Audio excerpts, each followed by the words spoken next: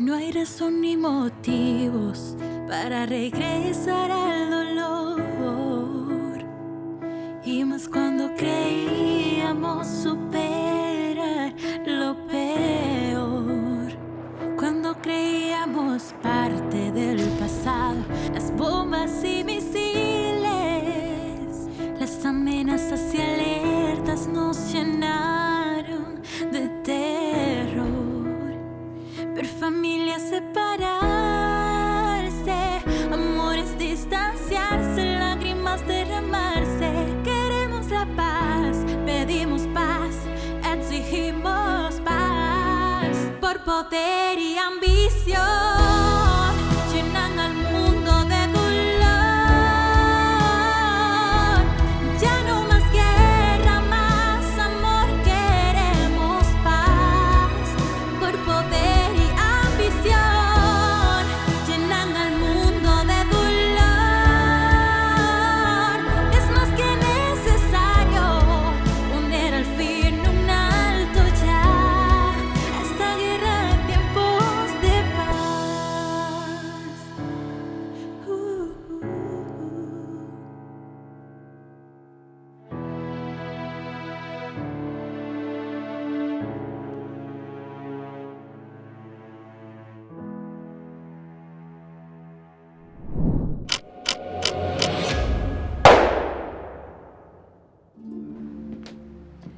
El pasado 24 de febrero, el mundo amaneció con la detonación de misiles y bombas en territorio ucraniano por parte de Rusia.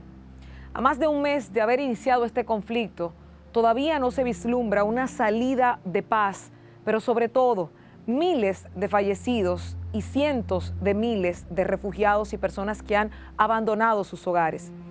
Esto nos obliga a pensar que el mundo está transformando un nuevo orden mundial y las repercusiones pueden ser muy amplias, sobre todo para la República Dominicana. ¿Cómo afecta el clima de paz en el mundo y cómo nos impacta directamente a la República Dominicana? Hoy, un grupo de expertos analizan junto a nosotros este importante tema geopolítico que toca todas las aristas de una sociedad moderna, porque en pleno siglo XXI estamos viendo guerra en tiempos de paz. Vamos a conocer a los panelistas que en este tema nos acompañan. Manuel de Jesús Pichardo Arias, político, periodista, un apasionado de la actualidad y el devenir de los temas internacionales, expresidente del Parlamento Centroamericano y de la Conferencia Permanente de Partidos Políticos de América Latina, autor de varios libros en el área política, productor y conductor de programas de opinión. Julián Alfredo de la Cruz Rijo, ensayista y articulista, licenciado en Ciencias Políticas e Ingeniería Civil. Realizó especializaciones en Relaciones Internacionales Iberoamericanas, Seguridad y Defensa Nacional, así como Sistemas de Información Geográfica, con una dilatada trayectoria profesional. Giovanni Manuel Báez, políglota, graduado summa cum laude en Diplomacia y Servicios Internacionales en la Universidad Católica Madre y Maestra, director de la Escuela de Diplomacia y Servicios Internacionales de la Universidad Católica Santo Domingo. Guarocuya Félix Paniagua, economista con 30 años de experiencia en el sector público, privado y la academia. Doctor en Ciencias Económicas, Diplomado Superior en Ciencias Sociales, mención Relaciones Internacionales para el área del Caribe. Experiencia en Gestión y Alta Dirección Académica, docente y de investigación. Manuel Cruz, politólogo, abogado, magíster en Ciencias Políticas, especialista en Geopolítica y Marketing Político, catedrático universitario en Ciencias Políticas y Relaciones Internacionales de la Escuela de Posgrado de la Universidad Nacional Pedro Enríquez Ureña, profesor de Marketing Político. Mariet Espinal, docente con una experiencia de más de 13 años, es analista internacional, articulista, conferencista, tutora y asesora, fundadora y gerente de su empresa de asesoría y servicios en estas ramas. Actualmente es docente de Relaciones Internacionales, Ceremonial de Estado, Etiqueta y Protocolo de la Universidad Católica Santo Domingo. Ahí conocieron a nuestros panelistas. Con esto, vamos a una pausa. Cuando regresemos, analizamos esta guerra en tiempos de paz.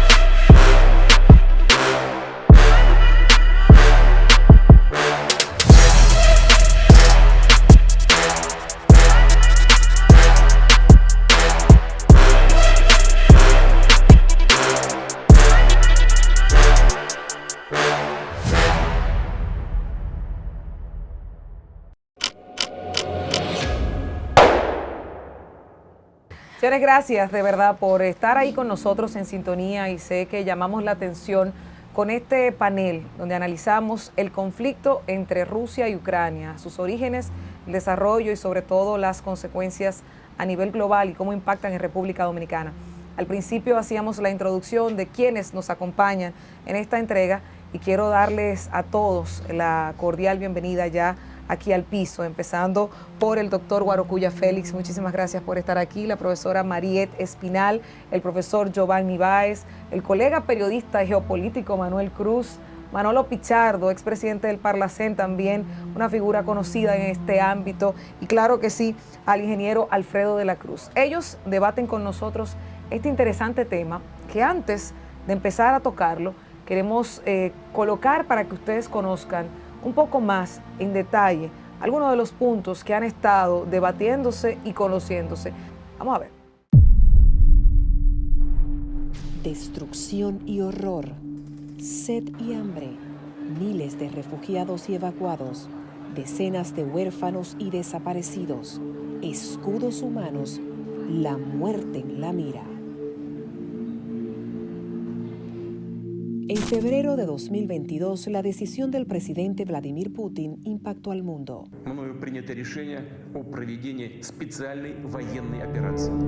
En la madrugada de ese fatídico día, Rusia invadía oficialmente a Ucrania. La ofensiva iba a todos los niveles con objetivos específicos como Kiev, la capital ucraniana, la ciudad más poblada. Ya se cuentan más de 14.000 víctimas mortales, más de 1.500.000 desplazados e incalculables daños materiales. Las justificaciones del conflicto tienen orígenes históricos, geopolíticos y económicos. Después de la Segunda Guerra Mundial, Rusia decide que parte de los territorios conquistados se adicionen a Ucrania. Ambas naciones tenían mucho en común. Eran parte de la Unión Soviética, estaban directamente controladas desde Moscú. Cultura y tradiciones rusas, además, provenían de un mismo pueblo eslavo. 1991. Ucrania se independiza despertando la inconformidad de Rusia porque fue justo este país el creador del concepto nacional único, el que reagrupó las distintas etnias y regiones. 2008. La Organización del Tratado del Atlántico Norte, OTAN, y los Estados Unidos buscan ganarse a Ucrania prometiendo que sería admitida en la Alianza Atlántica. 2014. Surge el conflicto cuando Ucrania intenta hacer un pacto de libre comercio con la Unión Europea. Vladimir Putin decide invadir la península de Crimea y apoyar a los separatistas del este ucraniano. La industria energética es parte de la discordia. El Nord Stream 2, un gasoducto construido por Rusia, se encuentra actualmente bloqueado por Alemania y la Unión Europea. La mayor parte del gas ruso que llega a Europa es a través de Ucrania, pero con el funcionamiento del Nord Stream 2, Moscú podría abastecer directamente a Alemania y Ucrania dejaría de percibir alrededor de $2.000 millones al año. Esta situación afecta también a Europa, que utiliza el gas ruso dado el encarecimiento de los precios del combustible natural. Al igual que el resto del mundo, con el enfrentamiento bélico, Rusia y Ucrania encaran graves consecuencias. Carencia e incremento del costo de los granos y otros productos, combustibles fósiles, comunicaciones comerciales afectadas, crisis humanitaria, un posible Estado fallido, seguridad internacional, reestructura de un nuevo sistema internacional. Guerra en tiempos de paz.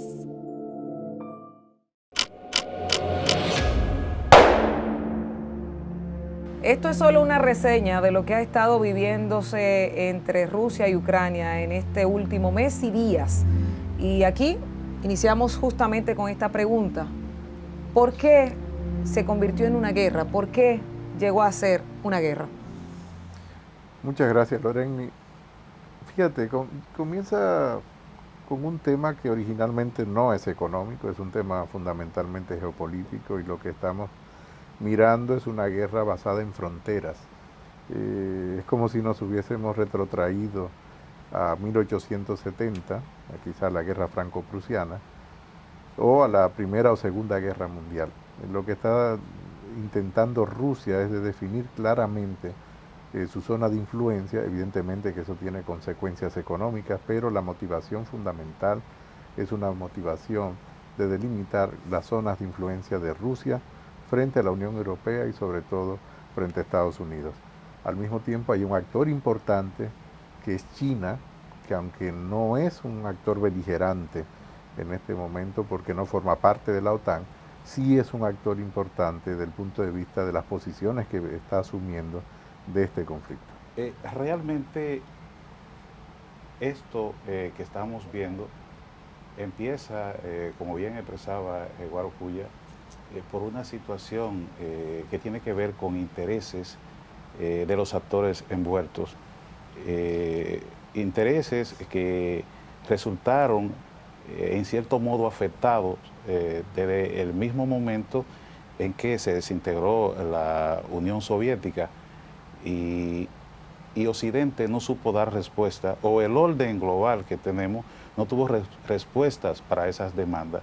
Y todo esto ha llevado a este punto. No significa esto que uno sea el bueno y otro sea el malo, sino que hay demandas que no han podido ser equilibradas o respondidas en su debido contexto. Y el conflicto es básicamente un tema geopolítico, también histórico. Tenemos que ver un Putin que está presidiendo una Rusia desde el año 1999 con una formación militar y con un pensamiento geopolítico de Mackinder, de Harlan, que él entiende que el que tenga el control de Euroasia, pues controla el mundo. Entonces hay muchas suposiciones porque se desconoce realmente el plan que tiene Rusia para esta operación de intervención dentro del territorio de Ucrania, pero se entiende que es la intención de volver, de retornar a lo que son las fronteras anteriores a la disolución de la Unión de Repúblicas Socialistas Soviéticas. Lo primero que quiero decir es que este es un conflicto de carácter geopolítico y que los actores enfrentados no son los actores reales. Yo creo que aquí hay un conflicto del mundo occidental y el mundo no occidental. Y esa guerra, o sea, lo que pasa en Ucrania es un simple escenario de la confrontación global. Y aquí hay un problema de fuerzas en descenso, en decadencia, que se niegan a aceptar que hay un mundo multipolar, ¿verdad?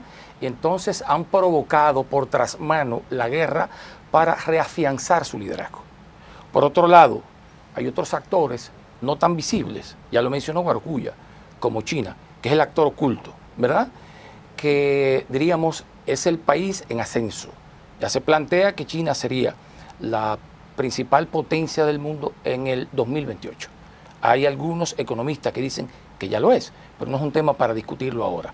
Entonces, lo que hay es un enfrentamiento entre dos polos.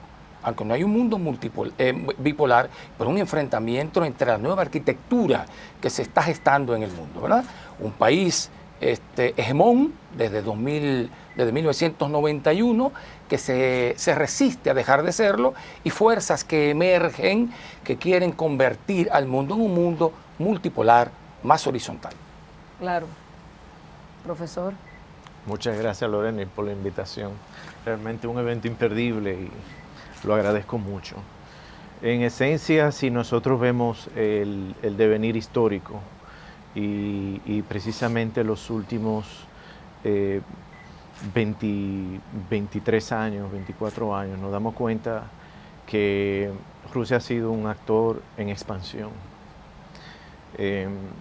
Una expansión que se va desde el Cáucaso y también tiene vocación, obvia vocación, y se demostró ya a partir del 2014 hacia el Mar Negro. Uno de los temas pendientes de Rusia con respecto al Mar Negro es obviamente tener un acceso aún más directo. Tiene el acceso directo solamente por medio de Crimea y de Sebastopol, y obviamente tendría que cruzar primero por el mar de Azov. Con Ucrania logra dos cosas: el acceso al mar con una infraestructura que le permitiría negociar mejor con Turquía, pero también tendría una zona de tolerancia. Aprovechó las circunstancias que se comenzaron a dar a partir del 2014 con el conflicto ya que venía gestándose con Ucrania, y sobre todo con la zona del Donbass. A la imposibilidad de crear un acuerdo con Ucrania, pues entonces Donbass se vuelve el plan B, y el plan más obvio pasa a ser la zona de tolerancia, la zona amiga de Rusia, frente a una Ucrania que cada vez se fue polarizando más hacia Occidente.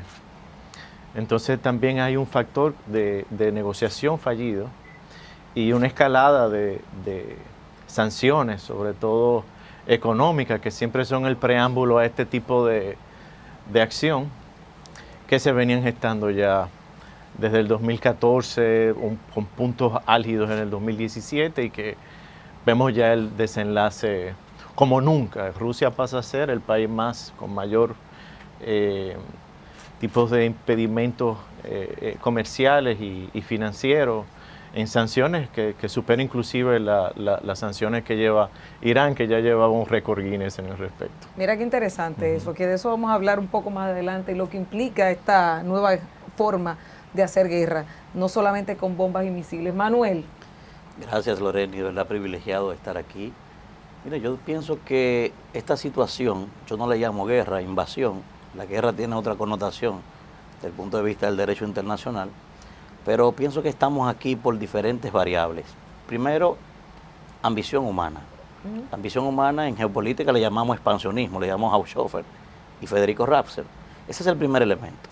El segundo elemento es porque existe una relación indisoluble entre Rusia y Ucrania, de carácter geopolítico, de carácter histórico, de carácter geoeconómico, de carácter geoestratégico, y ahora Putin se ha convertido también, ha incluido el carácter irredentista, ¿verdad?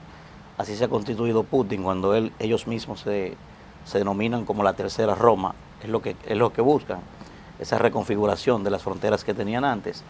Hay un elemento también aquí que lo destacaba Manolo, y es, nos encontramos también, aunque muchos no lo quieran aceptar, ante una reconfiguración del orden geopolítico global. Eso ha generado un choque, ¿verdad?, tectónico entre las potencias occidentales encabezadas por Estados Unidos y las potencias, digamos, eurooriental. Que dice Biden que ese nuevo orden político lo tienen que liderar ellos. Deben encabezarlo ellos. A mí de verdad que me dio mucho miedo cuando yo escuché eso. Yo lo destacaba hoy porque ese pronunciamiento solo se me parece a tres pronunciamientos. Al que hizo Thomas Jefferson en 1803, cuando dijo que esas islas que estaban en el Caribe era el mayor legado que Dios le había entregado a ellos para convertirse en gran potencia, a la doctrina Monroe de 1823 y al corolario Roosevelt de la política del Big Stick. Eso se parece a eso. 1900. Entonces, nos encontramos en eso. Además, hay otras variables. Hay una ausencia de un liderazgo fuerte en Occidente. Yo he dicho inclusive que es la Unión Europea quien necesita a Angela Merkel urgentemente. O sea, no hay un liderazgo fuerte hoy. Fíjate que nadie pudo detener a Putin, ni siquiera en el diálogo, porque no hay un liderazgo. Quien asumió el liderazgo que le correspondía a la ONU fue Macron. Hay una debilidad inclusive en el propio Estados Unidos. O sea, independientemente de que todavía hoy Estados Unidos conserva el liderazgo político del mundo y la agenda, Biden no es la persona que representa, no es un Ronald Reagan, por ejemplo, no es un Barack Obama.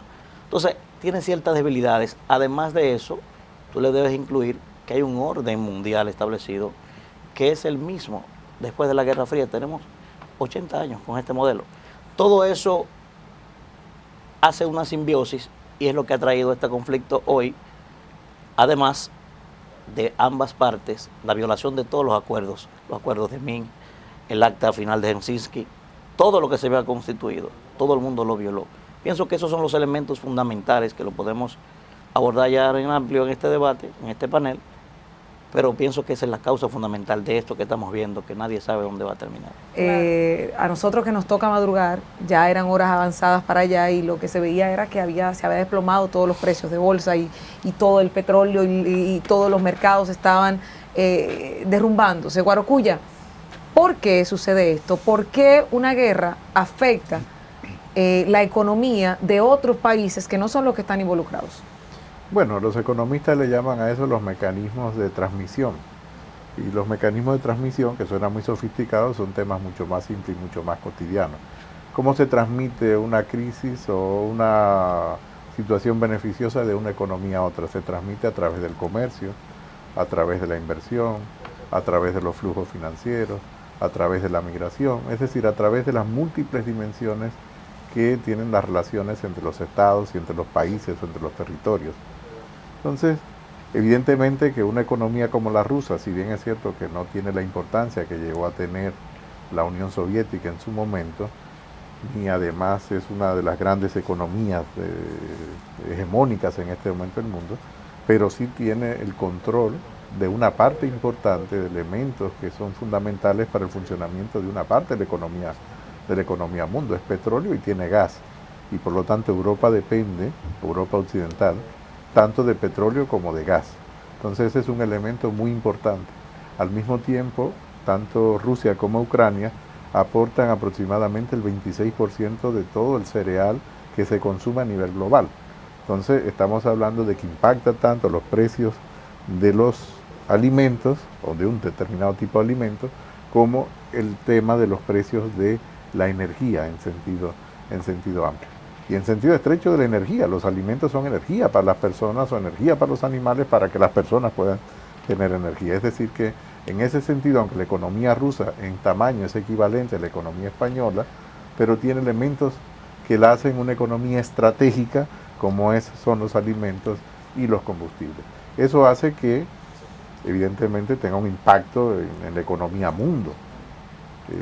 No puede ser una economía que no se tome en consideración.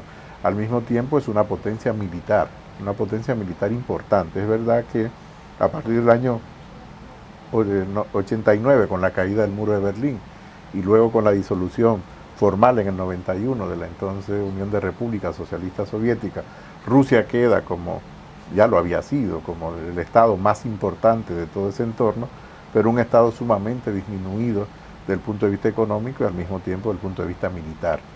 Digamos que el origen de la intervención de Rusia en Ucrania, que además formó parte de la Unión de Repúblicas Socialistas Soviéticas, y bueno, y hay una interrelación, como lo había mencionado Manuel, o lo ha mencionado algunas de las intervenciones anteriores, una relación histórica importante entre ambos países.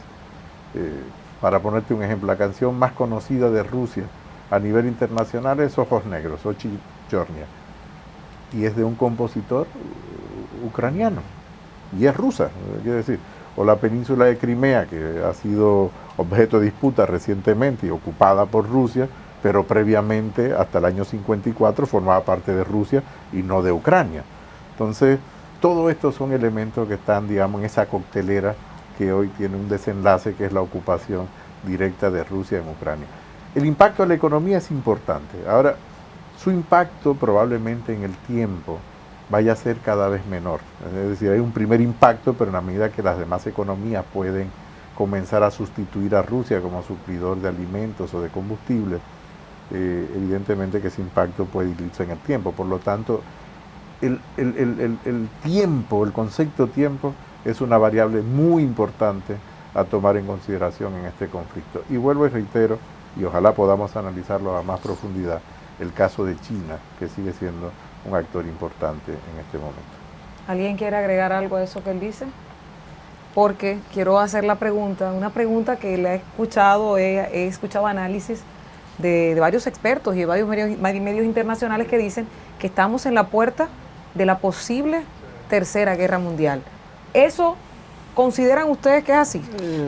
Yo entiendo que realmente no, porque la comunidad internacional le estaba haciendo poco caso a las amenazas de Putin, entendiendo a que el mundo recién se restablecía de una pandemia que nosotros sabemos los resultados pues han sido catastróficos en materia económica, en pérdida humana, en todo lo demás.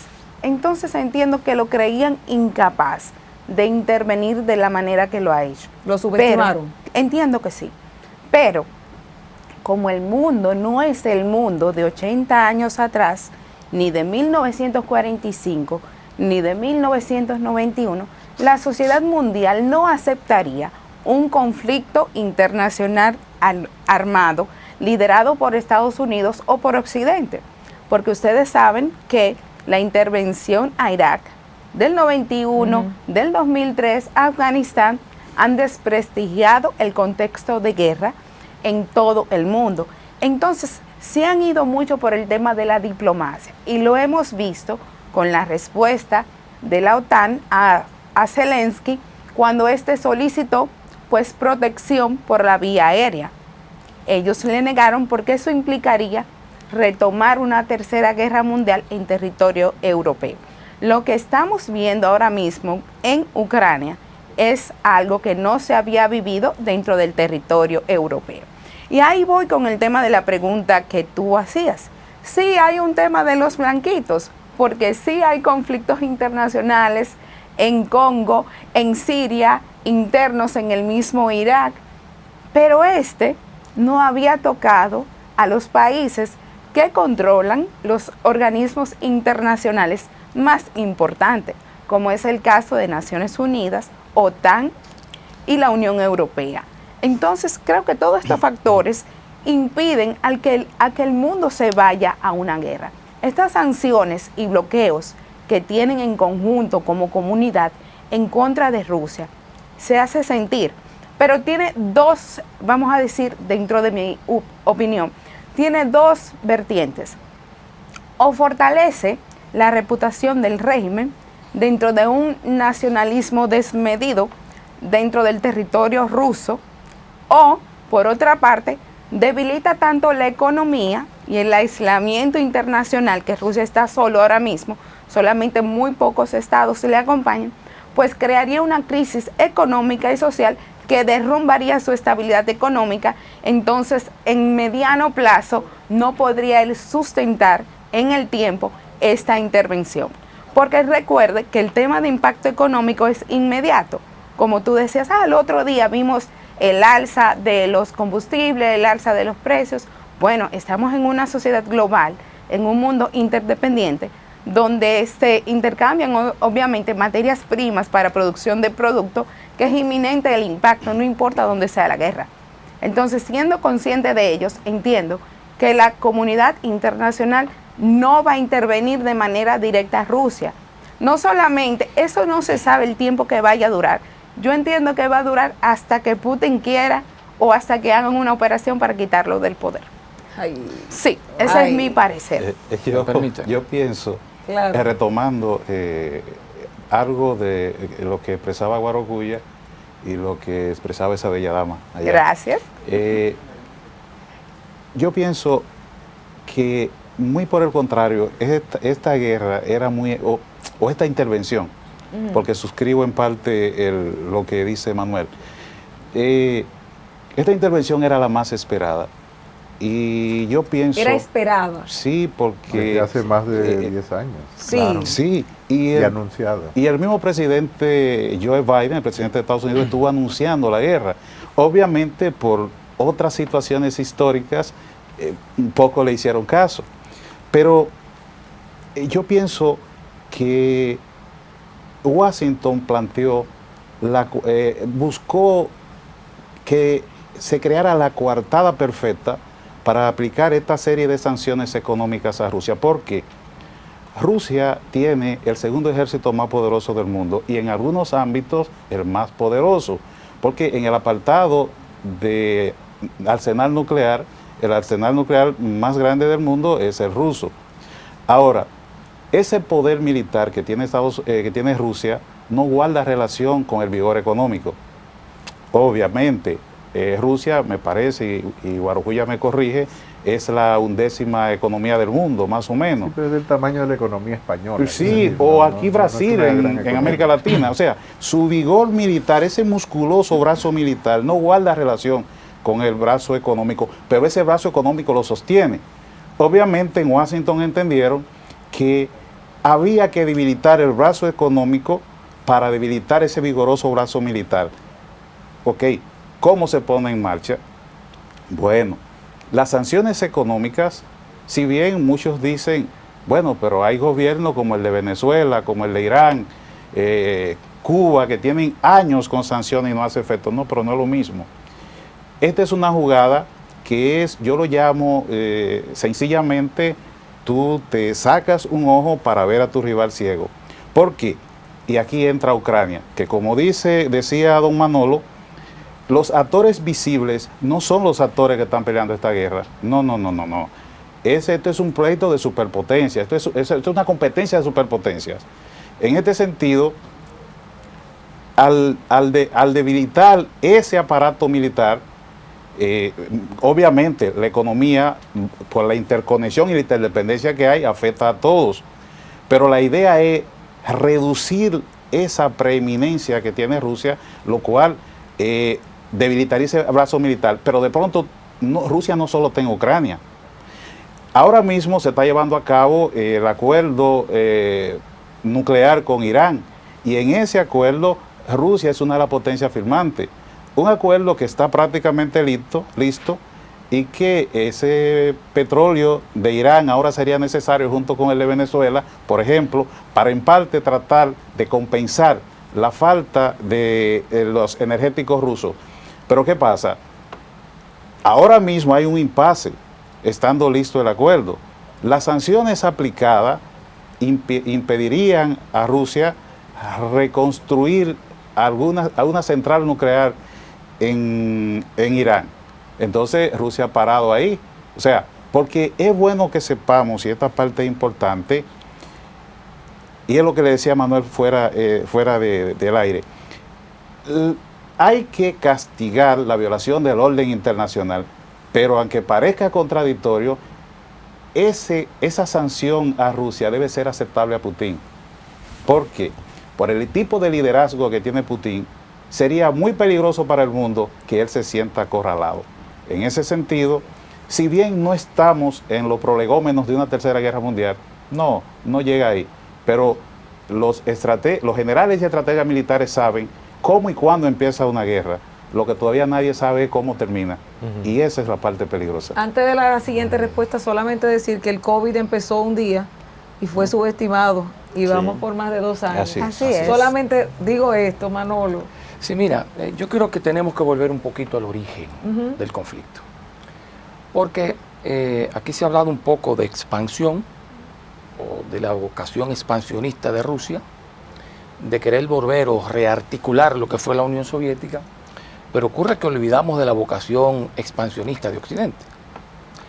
En el 1990, cuando el presidente Gorbachev firmó la disolución del imperio, diríamos, soviético, hubo un acuerdo, diríamos, no escrito, y ha habido hace un par de semanas una rueda de prensa de exfuncionarios soviéticos que lo revelaron, un acuerdo no escrito en que Estados Unidos se comprometía con Gorbachev, con el gobierno de todavía la Unión Soviética, a que la OTAN no se expandiría hacia el este. Pero ya para el 1999 entraban a la OTAN países que eran del área de influencia de la Unión Soviética. Estamos hablando de la República Checa, 1999, estamos hablando de Hungría y Polonia, ¿verdad? Pero hubo una segunda ola, ¿verdad?, de seducción de los países que estaban en el área de influencia soviético y de países que incluso pertenecían a la Unión Soviética. Estamos hablando de los 3 países del Báltico, que eran ex repúblicas soviéticas, y otros países del área de influencia. Entonces, hay una expansión y hay una preocupación por Rusia porque están cercándolo. Yo escuchaba una entrevista al presidente Putin decir, ¿qué haría los Estados Unidos si nosotros colocamos en la frontera canadiense nuestro ejército? ¿O qué harían si lo colocamos en México, en la frontera también con Estados Unidos? Pero ocurre algo. Hay un hecho bastante concreto y muy gráfico. En 1962 hubo algo parecido. La Unión Soviética colocó submarinos nucleares en Cuba. Misiles nucleares en Cuba, que casi termina en una tercera guerra mundial. Entonces, es un problema de supervivencia, es un problema, diríamos que hasta existencial. Desde diciembre había negociaciones entre Putin con la Unión Europea y con Occidente. ¿Qué exigía Putin? Vamos a definir como país neutral a Ucrania, ¿verdad? Y bueno, y Occidente no hizo caso y seguía seduciendo a Ucrania. Porque ocurre que desde que Víctor Nokachenko, es que se llama, ¿no?, el presidente que había Víctor Yanukovych. Víctor Yanukovych, que era presidente en el 14, estaba muy cercano a la Unión Europea. De hecho, estaba tratando de llegar a un acuerdo comercial. Y probablemente para que Ucrania fuese parte de la Unión Europea, aunque no así de la OTAN. Rusia, con Putin, le hace una propuesta diferente, comercial y más atractiva. Yanukovych entonces decide irse del lado de Rusia. Pero ¿qué ocurre? Empiezan movimientos sociales a protestar, se crea mucha crispación política y Víctor es derrocado por un golpe de Estado. Entonces llega el actor, que hoy es presidente, y retoma la agenda occidental. Pero hay un precedente anterior, bastante cercano, de 2008, que es Georgia. Que luego de una reunión de la OTAN se propone invitar a Georgia a que sea parte de la alianza militar. Y entonces hubo la intervención de Rusia para impedir, recuerden ustedes, que Georgia fuera parte de la OTAN. Entonces ya van 2 casos, porque es que ya estaban los bálticos, es que ya estaban todos apostándose en los alrededores. Manolo, la OTAN ha tenido 6 ampliaciones. 6 ampliaciones, pero todas a los alrededores de Rusia. O sea, es expandiéndose hacia el este, es, diríamos, cercando a Rusia. Por eso la respuesta de Putin. Y si yo llevo mi ejército a la frontera estadounidense, ¿qué haría Estados Unidos? O sea, que en parte Putin tendría razón con lo que está... Entonces, lo que ocurre es que eso pudo haberse evitado si hubiese habido una negociación en el plano diplomático más eficaz. Y si se hubiese tomado en serio Occidente el problema, por lo siguiente. Y lo que yo creo, por lo siguiente, y aquí voy a poner un ejemplo. El propio presidente de Estados Unidos advirtió que si la OTAN seguía expandiéndose hacia el este, iba a haber un conflicto con Ucrania. Pero el jefe de la Armada alemana dijo hace algún mes que Rusia lo que quería era respeto. O sea, ningún país, ni Alemania, ni Estados Unidos, va a permitir, por razones de supervivencia, que lo acorralen y le coloquen misiles.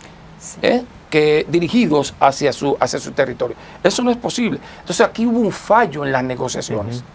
Realmente. Eso pudo haberse evitado. Pero yo pienso que a veces, viendo los imperativos de seguridad de Moscú y de Putin, a veces tendemos a visualizarlo como Santa Teresa de Calcuta. es bueno que sepamos A Putin. sí, No. que si bien, Santa Teresa. si No. bien en el año 2008 el presidente George Walker Bush, el presidente número 43, cometió un error y fue invitar a Georgia y a Ucrania a formar parte de la OTAN. Por suerte, en ese momento, Sí. países OTAN resolvieron ese asunto rechazándolo. Yo pienso que más que mirar ese cerco, que ciertamente George Herbert Walker Bush, el presidente número 41, entendía que el espíritu de esos acuerdos no era acercar a Rusia. Bien, pero yo pienso que aquí Vladimir Putin debe hacerse la siguiente pregunta. ¿Qué está haciendo Rusia? ¿Qué ha hecho Rusia a través de la historia que todos los países que le rodean tienden a alejarse y buscar Occidente? Porque, como Vladimir Putin lo plantea, parecería ser que la OTAN va invadiendo países y obligándolo a adherirse a la Unión Europea. No, pues no es así. Los países que formaron parte de ese hinterland que creó Rusia en la Unión Soviética le temen a Rusia, como quedó demostrado en el 99, cuando ese Vladimir Putin, siendo primer ministro, autorizó ese bombardeo de saturación que los analistas militares conocen como la doctrina Grozny, que fue destruir aquella ciudad, la capital de Chechenia, de esa pequeña república caucásica. Y así, como decía don Manolo, en el 2008, cuando se equivocó Georgia e intentó aceptar la invitación, pues le mandó la tropa y le arrebató Osetia del Sur y arrebató Abjasia. Pero en el 2014, como mismo decía el profesor allá, el doctor, o Manolo, con la protesta del Euromaidán, no solo se declara la independencia, hacia otro programa independiente de Donetsk y Lugansk en el Donbass, sino que le arrebata Crimea, la península de Crimea, junto con el importantísimo puerto de Sebastopol que hay allí, sencillamente por eso, porque Ucrania estaba buscando un acuerdo de asociación con la Unión Europea, que iban a firmarlo bien. Lo que quiero traer al tapete es que si bien Rusia tiene imperativos de seguridad, la verdad es que también hay que tomar en consideración por qué los países que le rodean le huyen a Rusia. Entonces, esto nos deja claro que el orden internacional actual Está cambiando. no sirve y hay que o repararlo o hay que cambiarlo. En este avance a la multipolaridad, en un momento en que la potencia, la potencia vigente, la que fue superpotencia hegemónica vigente, está siendo desafiada y está pidiendo ser, y otra potencia revisionista, y no quiere ceder el protagonismo, no quiere avanzar a un mundo multilateral, pero parecería ser. Esto no es que sea lo más equilibrado para la seguridad, pero aparentemente ese es el desafío que hay. Giovanni, Manuel. Yo quería aportar algo, Claro. también, pero Giovanni, ¿qué? Bueno, puedo ceder la palabra. Bien, con respecto a lo que cita el maestro, estoy de acuerdo en ciertos puntos, pero realmente con la invasión de Rusia a Ucrania en el 2008, realmente la OTAN fue infuncional con el tema, que la mediación la hizo Francia nuevamente cuando el presidente de turno del Consejo Europeo era Nicolás Sarkozy. Sí. Entonces, tanto Naciones Unidas como ahora, como en el 2013, 2014, pues fueron infuncionales por el tema del veto de Eso no Rusia. sirve, eso no sirve. Entonces, el tema aquí es un trasfondo geopolítico, histórico, pero también un tema de intereses. ¿Qué pasa? ¿Por qué los países del este de Europa no se adhieren, no se suman, no hacen alianza con Rusia? Bueno, porque no quieren sumarse nuevamente al antiguo imperio, del cual se independizan en la década de los 90. Entonces es un tema también que es geoestratégico de parte de ellos. Mejor me sumo a la Unión Europea, mejor soy parte de la OTAN, porque Rusia históricamente sigue representando un peligro con el tema de mi soberanía y mi derecho de autodeterminación que tengo como Estado. Claro, Giovanni. Rusia, hay que recordar que es un Estado y vuelvo un poco a lo que había conversado al principio, es un país que tiene más que todo frontera terrestre, no tiene tantas fronteras marítimas funcionales. Y obviamente la vocación de Rusia como Estado, un Estado en cierto desarrollo y sobre todo que trata de mantenerse, que uno de los objetivos, mantenerse vivo, ¿no? Uno de los objetivos esenciales de todo Estado, pues apunta siempre hacia el Cáucaso y obviamente hacia Europa, pero sobre todo hacia las zonas más relevantes del Mar Negro y el control del Mar de Azov. Hablaba de las zonas de tolerancia, que obviamente se le sirvió a Putin. ¿Se le sirvió? Se le sirvió. ¿Por qué? ¿Cómo es eso? Creo que el gran ganador en toda esta escaramuza ha sido Putin con esa zona de tolerancia. Pero es una Madre en Donbass. Teresa. No es Madre Teresa, obviamente. Pero hay No lo es. No lo es. Hemos destacado de alguna manera que hay un modo operativo de la política exterior rusa, la manera expansionista, ¿no? Y cuando se hablaban de los casos de Latvia, de Lituania y de esas zonas del Báltico y bajamos entonces al Cáucaso y nos vamos hacia el Mar Negro, el temor siempre es el mismo. La brutalidad que puede ejercer el ejército ruso, el liderazgo ruso, en esos antiguos espacios de control. Son pocos los estados que quedan fuera de la OTAN, que realmente fueron en su momento parte del Pacto de Varsovia. Creo que quedan 2 o 3, ¿verdad? Sí. Quedan 2 o 3. Y eso es un hecho, pero quiero hacer un comentario que creo que es algo que se nos ha escapado. En estos momentos la OTAN creo que ha sido bastante floja. Le ha faltado apretar y poner límites.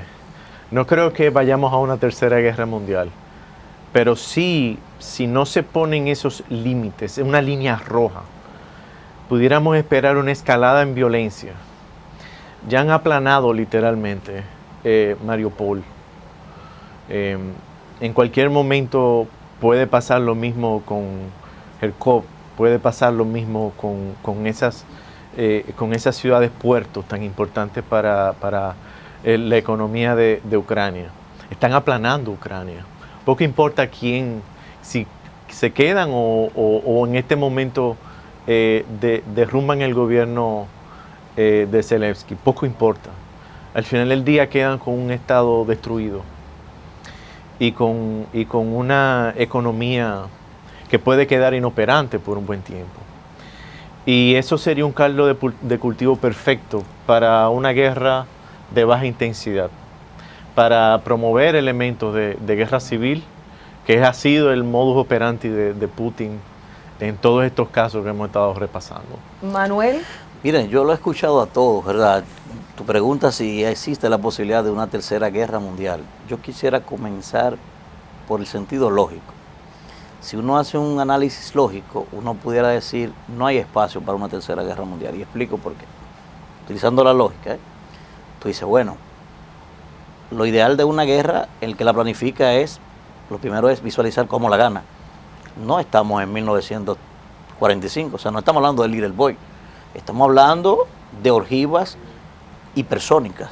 O sea, se ha estimado, inclusive, algunos analistas han estimado que tenemos la capacidad hoy con el armamento nuclear de matar a 500 millones de personas en tan solo 3 horas. O sea, yo pienso que si llega un misil nuclear a Ucrania, Rusia no tiene posibilidad de ganar nada con eso. De hecho, ¿Ucrania qué es? Ucrania es el 4º emporio más grande del mundo en una red de gasoductos. O sea, por ahí atraviesan de gas ruso por Ucrania 142.000 millones de metros cúbicos de gas natural que va a toda Europa. O sea, hay una relación de interdependencia tan grande entre uno y otro que eso, dentro de la lógica, uno dice, Rusia pierde tanto como Ucrania con una tercera guerra mundial y pierde el mundo entero, probablemente hasta lo que nos equivoquemos, probablemente ni tengamos espacio para decir nos equivocamos, porque claro, si eso pasara nadie sabe quién lo va a analizar, ¿verdad? Eso es la lógica. Factor humano. Ahora, yo quiero ir ahora a los intereses que influyen ahí, de por qué tú hablabas del COVID, porque ahí podría pasar cualquier cosa. Primero, está latente todavía al día de hoy, la teoría de Mackinder más que nunca. La teoría del Heartland, la tierra cardinal, como le llamaban, que es Eurasia. Exacto. Sigue latente ahí. Ucrania es parte fundamental de eso. Exacto. Todavía sigue vigente el gran tablero mundial de Brzezinski. Ahí textualmente dice, Estados Unidos debe impedir que Rusia se apodere tanto de Ucrania como de Azerbaiyán, porque eso significaría por lo menos una reconfiguración nueva de un modelo del siglo XXI de lo que era la Unión Soviética. Eso lo dice Brzezinski ahí. Quien domina Europa del Este domina el Heartland. Entonces, Quien domina Eurasia. exacto. Entonces, Sí. el otro elemento, fuera del campo de la lógica, ¿verdad? Está el tema de que, señores, estamos en presencia, a mí me preocupa mucho eso, lo conversaba con Alfredo, lo he conversado en diferentes momentos, estamos en presencia, nos guste o no, del mejor jugador de ajedrez del tablero geopolítico de los últimos 30 años, Putin. Sí. ¿Por qué digo el mejor jugador? Porque es el que ha salido ganando más jugadas con menos cartas que los otros. Sí. ¿Por qué menos cartas? Lo señalaba el profesor Guarocuya. O sea, estamos hablando, señor, la primera realidad es que Rusia no es superpotencia como ellos creen. O sea, la Unión Soviética era superpotencia, Rusia no. Rusia es una potencia bélico-militar. Eso es otra cosa. Y con toda esa debilidad ha salido ganancioso. Se ganó al Donbass, se ganó a Crimea, hizo lo que le dio la gana en Georgia, hizo lo que le dio la gana en Osetia del Sur, o sea, en Abjasia, ha hecho lo que le ha parecido. Ahora bien, está el elemento, porque yo digo que me preocupa, porque el mejor jugador de póker o el mejor jugador de ajedrez no entendió que a él le estaban jugando ajedrez. Exactamente. O sea, Estados Unidos le puso un caramelo, pero yo, señores, yo tenía más de 40 años probablemente en todo lo que uno ha leído, que yo no veía jugadas tan extraordinarias como la que ha hecho Biden. De hecho, me dicen, no sé si es verdad, que quien está dirigiendo la política exterior como asesora es Hillary Clinton. Eso me he enterado. Señores, empezaron a vender que Putin iba a invadir Ucrania. Empezaron a decir, de hecho yo he dicho, Putin perdió la guerra. No importa lo que pase, Putin perdió ese conflicto. ¿Por qué? Señores, ganar la narrativa es más importante que el conflicto. Y la narrativa Putin la perdió. Desde que siguió más allá de la región del Donbass, perdió la narrativa. Esas imágenes que han recorrido el mundo, uno sabe que en un conflicto armado la primera víctima es la verdad. Ahora, las de él no han recorrido el mundo. Las que han recorrido el mundo son de personas infelices. Así es. Y eso ha chocado a la gente. Ahora, ¿qué pasa? Ese mismo individuo con esa capacidad es el que hemos estado viendo, señores, que parece ser que ha estado fuera de sí. ¿Y por qué yo digo me preocupa mucho el Putin? Porque yo, conociendo la historia, la idiosincrasia, la mentalidad de quienes se hacen llamar Tercera Roma, ¿cómo recibían a los cónsules romanos, a los generales romanos cuando venían de una guerra? Vanagloriados, ¿verdad? Flores, de todo. O sea, si Putin no ingresa así a Rusia, Putin perdió. Y Putin está muy consciente de que esa élite recalcitrante, un tipari que hay ahí, fue la que hizo volar a Boris Yeltsin. O sea, Putin no es verdad, es lo que creo, es lo que me preocupa. Putin, ¿qué se va a hacer? Bueno, ¿qué teníamos antes de tú meternos en este conflicto? Teníamos, en la práctica teníamos la región del Donbass. Sí. O sea, en la práctica Rusia lo tenía. De facto, teníamos sí, Crimea. facto, sí. Teníamos el puesto de Sebastopol. Ok, calcúlame. ¿Cuántos soldados murieron? ¿Cuántos generales perdimos? ¿Cuánto dinero de nuestra reserva metimos en ese conflicto? ¿Cuántas empresas nuestras quebraron con el bloqueo? Todo eso va a haber que calcularlo. Y si todo eso no supera lo que él consiguió ante los ojos de ellos, él sabe que él se está jugando su vida. Él sabe que él se está jugando su permanencia en el poder. Y su afán desmedido primario es permanecer hasta 2036. Ese es el elemento interno más preocupante que él se está eligiendo. Totalmente de Él acuerdo. se Entonces, está jugando su última Todas carta. esas Sí. variables que yo estoy describiendo me hacen colocarme a mí en el centro. De decir, bueno, hay cuestiones lógicas que invitan a uno a presumir que no va a venir un conflicto a gran escala. Porque todos perderíamos. Esa es la lógica. Esa es la lógica. Esa es Ahora, la lógica. lo Esa que es la estoy lógica. describiendo, que sigue latente allí, Lo que no se ve. lo que no se ve, sobre todo Biden, que está muy mal también, y se está reeligiendo también. Entonces, todos esos elementos, señores, hacen a uno decir, bueno, uno no sabe en qué va a parar esto. Lo que hay que decir, como dijo el presidente de la República, que Dios acoja esto a uno confesado. Quiero pedirles un permiso para hacer una pausa, porque esto se está poniendo demasiado bueno, pero tenemos que hacer una pausa y en breve regresamos hablando del rol de los organismos internacionales. Si después de esa conclusión de la Segunda Guerra Mundial surgió la ONU y otros organismos económicos internacionales mundiales, ¿Qué surgirá ahora en el caso de esto para evitar que otra vez se sigan dando estos conflictos? No se muevan, seguimos en este interesante panel, Guerra en tiempos de paz.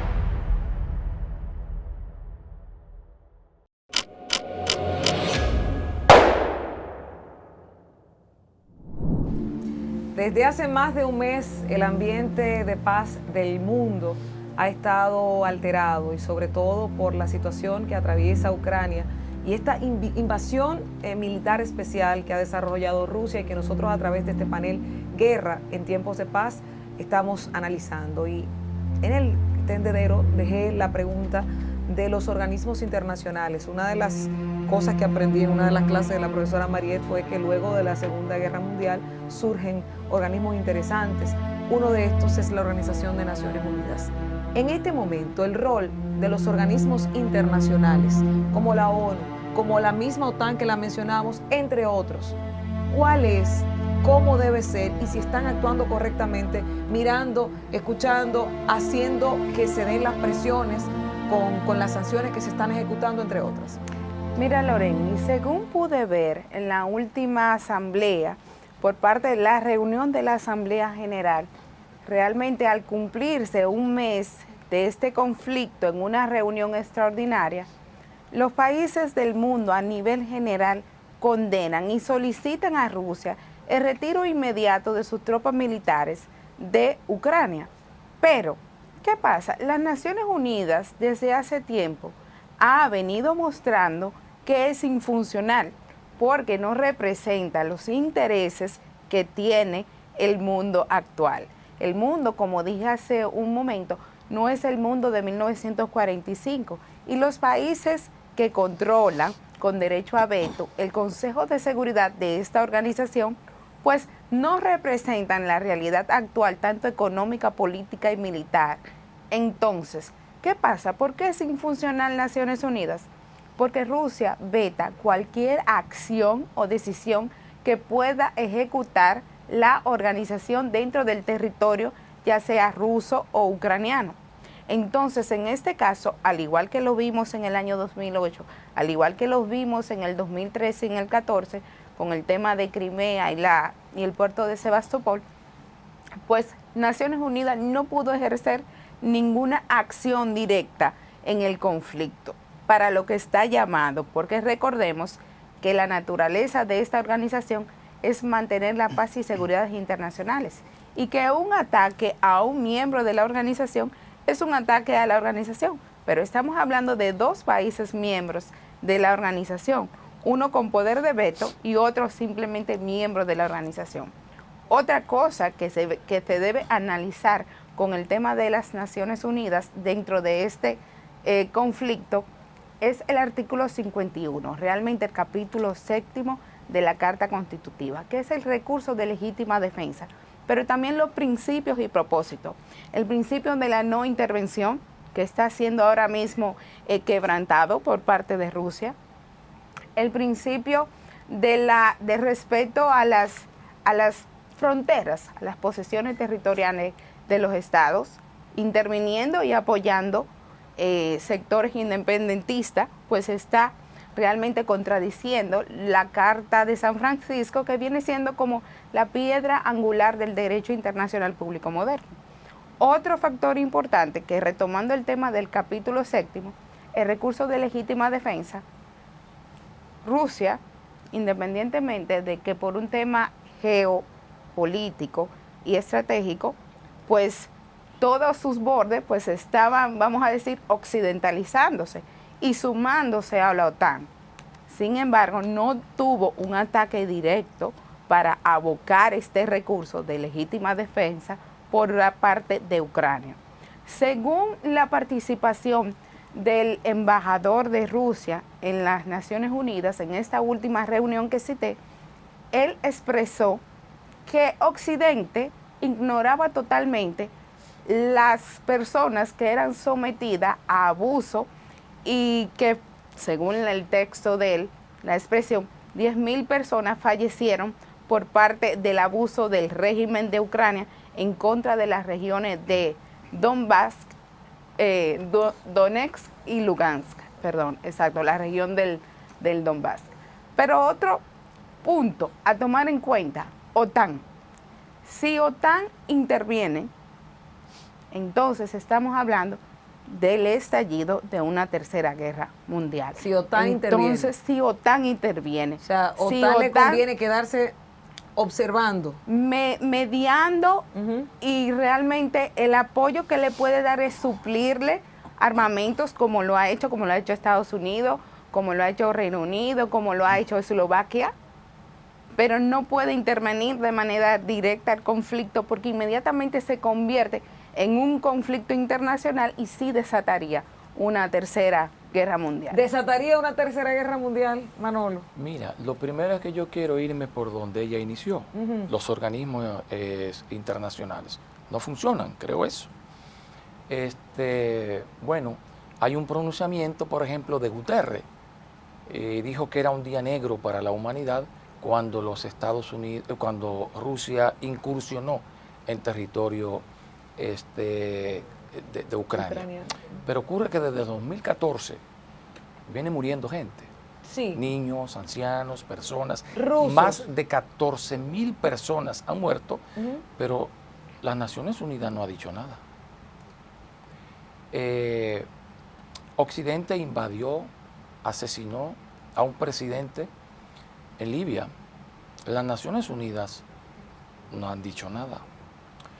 Todos los días se asesinan, todos los días mueren niños y personas en Palestina. Las Naciones Unidas no dicen nada. Todos los días mueren niños. Todos los días Israel va avanzando y achicando el territorio palestino. De Hamas. Las Naciones Unidas no dicen nada. Pero ocurre lo siguiente. Yo no sé si recordaremos cuando Kosovo intentó independizarse de Serbia. Kosovo es una región, una provincia serbia, la que vino de donde se llenó de inmigrantes albaneses, ¿verdad? Se creó una mayoría albanesa de más del 60%. Esos albaneses declararon la independencia de un territorio que no era de ellos. La OTAN intervino, apresó al presidente y declaró o reconoció la independencia de ese país. Eso está ocurriendo. Esos organismos no funcionan. Las Naciones Unidas responde a los esquemas de lo que ganaron la Segunda Guerra Mundial. ¿Y por qué hay que entonces mantenerlas? Fíjate tú, por eso es todo lo que se está dando.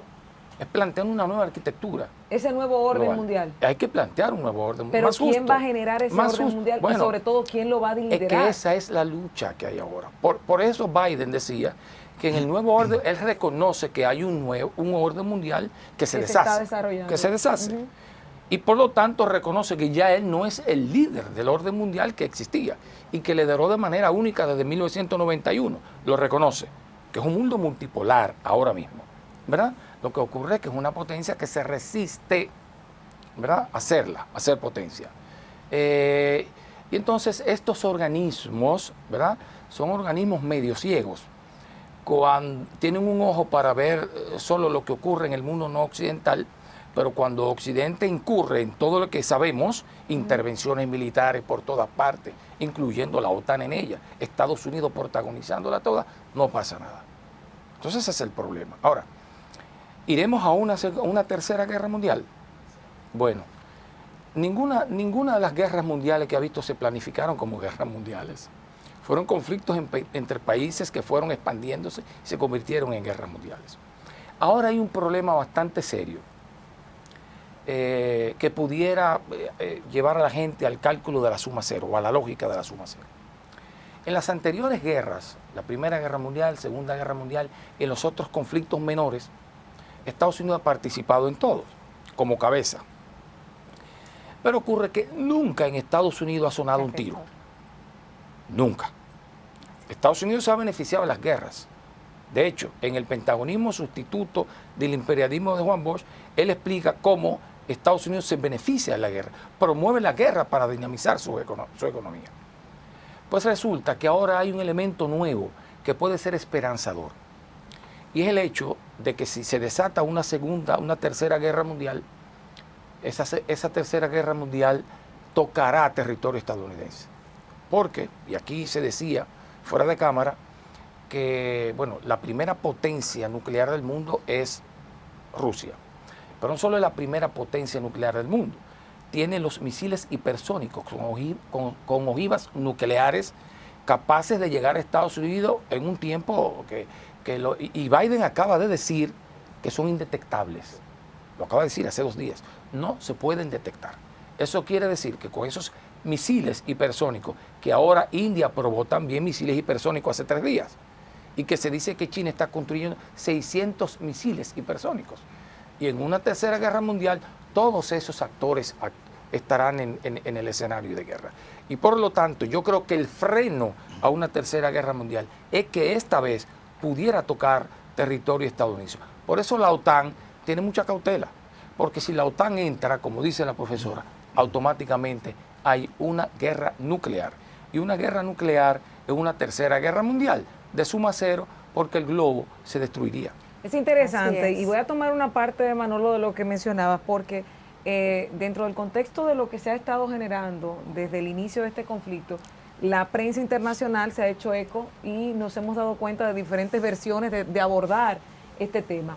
Pero hay algo que me llama mucho la atención y lo recojo aquí en una cita, por ejemplo, que me hace preguntar si hay clasismo, hay favoritismo en la forma de los ataques. Como tú decías, hay gente que muere todos los días, pero no todo el mundo se vincula, no a todo el mundo le duele, no toda la prensa se hace eco de la misma forma, con la misma magnitud. Miren, nosotros estamos debatiendo este tema, pero les hago, por ejemplo, de CBS, que dice, no es Irán o Irak o Afganistán, es una ciudad civilizada de Europa a la que se está atacando. Wow, pobrecitos los ucranianos, que son gente que no es Irak o Afganistán. Es gente blanca de ojos azules. En Al Jazeera dice, lo que nos convence es mirar cómo están vestidos. Son personas que pertenecen a una próspera clase media, no son refugiados intentando escapar de Oriente Medio o el norte de África.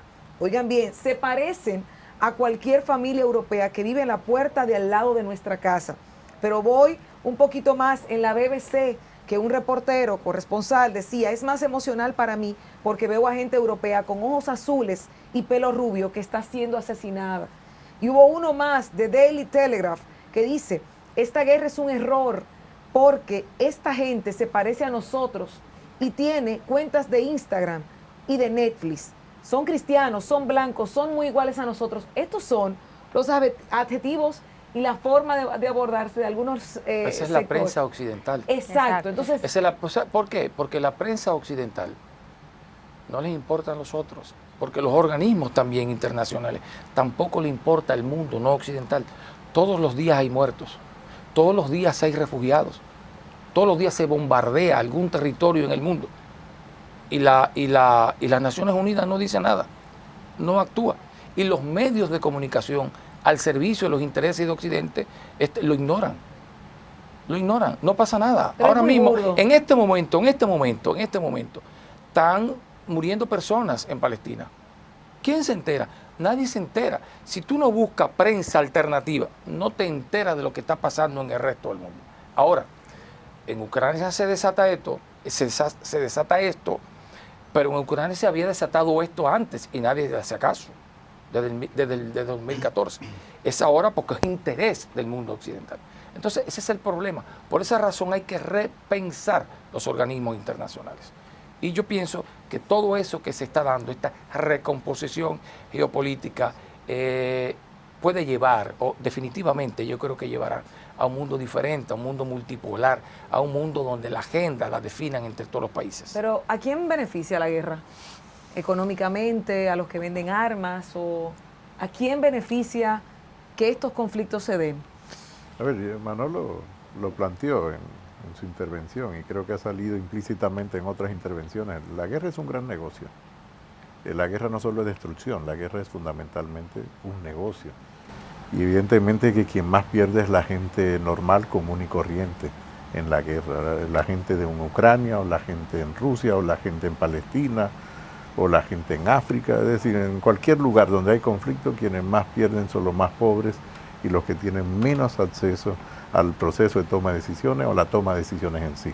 Y por lo tanto la guerra siempre beneficia a los grupos económicos más poderosos y que tienen mayor capacidad de desarrollo tecnológico. Recuérdate que la industria armamentística depende de mucha investigación y desarrollo y por lo tanto y de grandes empresas y de grandes capitales para poder desarrollarse. Y la guerra es el escenario que más consume precisamente armamentos. Pero consume alimentos, consume combustible, consume ropa, consume para habituallamiento de las tropas. La economía de guerra es probablemente el momento en que las economías involucradas, sobre todo aquellas que tienen mayor potencia de fuego, tienen mayor capacidad de hacer negocios. Es decir, y eso es importante, la guerra en sí misma es un negocio, el negocio de la guerra. Evidentemente que hay ganadores y perdedores también. Y países como República Dominicana, por ejemplo, en un conflicto de esta naturaleza que le toca de forma tangencial, es un país que es un perdedor, no es un ganador frente a una guerra como esta. ¿Dónde nosotros perdemos? Perdemos por la parte del comercio, perdemos por la parte del turismo. Por ejemplo, República Dominicana, la guerra o la intervención de Rusia en Ucrania le afecta directamente los ingresos desde el punto de vista de los turistas de ambos países que visitan la República Dominicana. El pasado año fueron en torno a 400 millones de dólares del turismo proveniente de ciudadanos ucranianos y rusos que visitaron República Dominicana. Y al mismo tiempo, cuando vemos en los últimos 7 años el volumen de comercio, incluyendo el turismo bilateral, es un comercio de 1.100 millones de dólares. Es verdad que el comercio en sí de bienes es favorable fundamentalmente a Ucrania, en menor medida a Rusia y desfavorable para República Dominicana, pero República Dominicana también coloca determinados productos fundamentalmente en la economía rusa. Quiere decir que quienes pierden, sobre todo las economías más pequeñas o las economías que son periféricas, pero aquellos que tienen industria productora de armamento son economías, sobre todo si participan en el suministro de armas, que va a tener beneficios precisamente generado por el conflicto. Y Guarocuya, corrígeme si estoy equivocada, nosotros no tardamos mucho para empezar a sentir los remanentes de las consecuencias aquí en República Dominicana. No, de manera muy directa por la parte del turismo, también de manera directa por la parte de suministro directo de materia prima. República Dominicana importa fundamentalmente palanquilla y acero para fabricar varillas en República Dominicana, que a su vez consumimos y también reexportamos. La otra parte, que es mucho más indirecta, es la inestabilidad en los precios de los combustibles y el incremento de manera significativa de los precios de los alimentos, que consume la República Dominicana, fundamentalmente el trigo y otros piensos para alimentación animal, y por lo tanto sí que nos impacta de manera directa. Hay que recordar que allá venía un impacto desde la crisis provocada por la pandemia, que lo que se hace es que se prolonga precisamente con la crisis que se genera en esta región del mundo. Pero sí, claro que nos impacta de manera muy directa. Y parte del incremento de los precios está relacionado a nivel internacional, precisamente no solo con los efectos de esta guerra, sino con los efectos que ya venían de la pandemia. Aquí ya la responsabilidad de cada administración es localmente intentar de moderar el impacto que esos precios tienen. Muchas veces no es fácil. Muchas veces no es tan simple. Claro, ustedes saben que una de las cosas que más ha caldeado los ánimos dentro de este conflicto desde que empezó es que lo que se ha dicho es de colocarle sanciones a Rusia por iniciar este conflicto, pero también Rusia ha amenazado con hacer su lista de los que están en contra para también aplicarle sanciones. Por ejemplo, si Rusia dejara de distribuir o de subsidiar o de entregar gas a las regiones que lo tienen, o si Rusia utilizara sus ciberataques, que estuve viendo 3 bastante fuertes que podrían descontrolar a muchos países dentro de la Unión Europea. A la economía de la Unión Europea fundamentalmente le afecta de manera muy directa, porque Rusia suministra, por ejemplo, a la economía alemana el 40% del gas que consume la economía alemana. Hay un elemento previo a todo esto. ¿Por qué Alemania se hace tan vulnerable y tan dependiente de los combustibles que suministra Rusia? Bueno, hay un movimiento pacifista muy importante, hubo un movimiento pacifista muy importante en Alemania en los años 90 y primeros de este siglo, y luego que estuvo en contra de las centrales nucleares y de la energía nuclear. Alemania fue muy susceptible y los partidos políticos alemanes tuvieron que gobernar en coalición con los partidos verdes o el Partido Verde, y esto hizo que tomara decisiones importantes de cambiar la matriz energética alemana dependiente fundamentalmente de energía nuclear a energía, digamos, de origen fósil, pero más limpia, como es el caso del gas. Pero esto tiene un efecto colateral, y el efecto colateral es que lo hizo mucho más dependiente de un exportador de combustibles y de materia prima como Rusia. Fíjate, Francia siguió un esquema diferente. Francia dijo, sí, ocurrió lo del desastre de Fukushima, la energía nuclear tiene muchos riesgos, pero nosotros no estamos en condiciones de desmontar nuestra capacidad de producir energía nuclear porque nos haría mucho más dependientes de terceros países, y nosotros preferimos tener independencia energética, y por lo tanto al tener independencia energética tiene mayor autonomía del punto de vista económico y político. Y por eso fíjate que Francia ha tenido un comportamiento mucho más activo, intentando de generar un consenso frente a la ocupación rusa en Ucrania, diferente al de Alemania, que ha sido mucho más ambivalente porque es mucho más vulnerable al suministro de combustibles de Rusia. Entonces, esto es un elemento también importante a tomar en cuenta porque impacta también el funcionamiento de la economía de la Unión Europea y a su vez el funcionamiento de la economía mundial. Claro, las sanciones. Las sanciones, a ver, quizá en esta misma línea de análisis, ¿no? Las sanciones probablemente no tengan el impacto que quisiéramos la gente común y corriente, porque uno piensa que automáticamente una sanción puede provocar que Rusia deje de las operaciones militares en Ucrania y se retire nuevamente a sus fronteras vigentes. Lo que ha demostrado históricamente es que las sanciones no detienen a una nación grande y con capacidad militar y cierta capacidad económica de tratar de cumplir los objetivos que se ha fijado de manera previa. Manolo también en un segmento anterior comentó de que había fallado las negociaciones diplomáticas, había fallado la diplomacia. Yo creo que falló la visión estratégica, que es previo a la diplomacia, por lo menos desde el punto de vista de una mirada de Occidente a lo que estaba ocurriendo en esta región del mundo, y sobre todo tomando en cuenta a una Rusia emergente, sino con una economía potente, pero sí emergente desde el punto de vista militar como una gran potencia. Se está acorralando a Rusia. Mira, con relación a las sanciones son una especie como de boomerang. Vivimos en un mundo interdependiente, totalmente. O sea, tú sancionas a Rusia y los efectos se sienten inmediatamente, como decía Guaracuya, en Europa y en el mundo. Porque Guaracuya decía que Europa depende en un 40% del gas de Rusia, pero también del petróleo, en un porcentaje importante. Pero Alemania, por eso la cautela, es el 55%. O sea, es mucho. Imagínate que Putin cierre el grifo. Inmediatamente al otro día hay desabastecimiento. Al otro día los alimentos estarían caros. Al otro día no habría, la cadena de suministro se separaría. Entonces, eso pasa en Europa, pero pasa en el resto del mundo. ¿Por qué?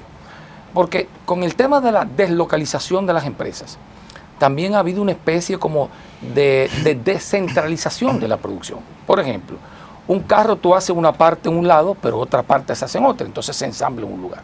Entonces, en todas partes la economía está así. Y cuando tú tratas de sancionar a uno, evidentemente que tiene impacto en el otro. Yo recuerdo en esta guerra comercial entre China y Estados Unidos, Estados Unidos sancionó a una empresa china por una empresa estadounidense que decían que si